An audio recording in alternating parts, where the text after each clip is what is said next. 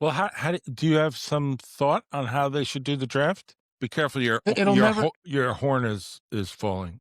fix my no. Well, I thought a fix would be to avoid tanking and plays like we saw last night, etc. Give the first round pick, give the first pick to the best team. And I know everybody's going to say that's crazy, but if you have Tom Brady, you're not drafting a quarterback.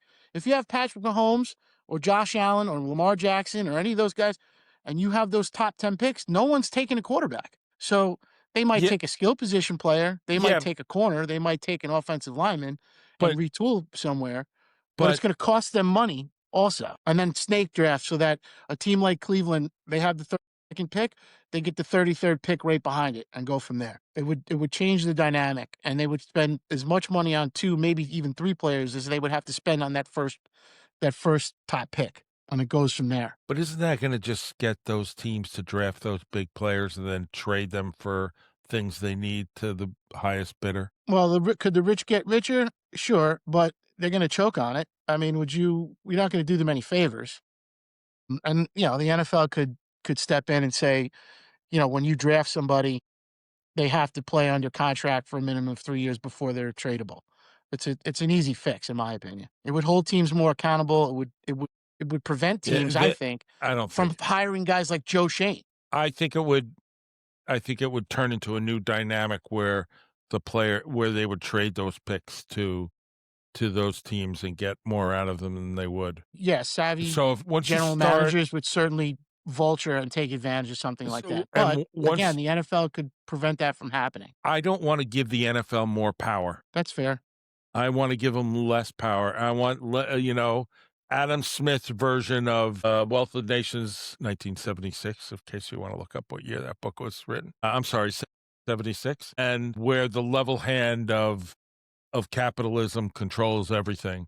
And that's what the real issue is. There is no capitalism or there's more capitalism than we need in the NFL that you don't have to have a good team to make a heck of a lot of money. No, you don't, and that's essentially the crux of the issue is that it's run almost like a social program, but under the realm of capitalism. And the owners are happy to walk away with their profit at the end, whether they win one game or 10. It's the revenue sharing is great, but at the same time, there's a lack of responsibility from some of these organizations, and it shows in their hiring processes, right? Alright. Like you can't hire. Yeah, I was looking at Joe Shane's resume, and I'm like, how did this guy get a general manager's job? Where where is it in his resume that you're like, wow, that's the guy, right? And the Giants being the organization that they are, they need somebody that understands this market as well as somebody who can put together a team and find a coach that's going to not only manage this team and cultivate players and winning and all, et cetera. There's so much more that goes along with it.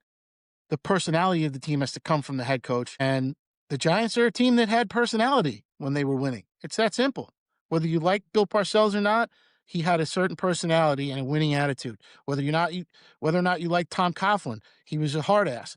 But did they win? They won. And that was undermined when they switched general managers and Jerry Reese took over and he completely undermined the entire organization. How do you prevent that from happening? The NFL doesn't have a protection for that. They can hire whoever they want. Like you said before, you know, it's free markets.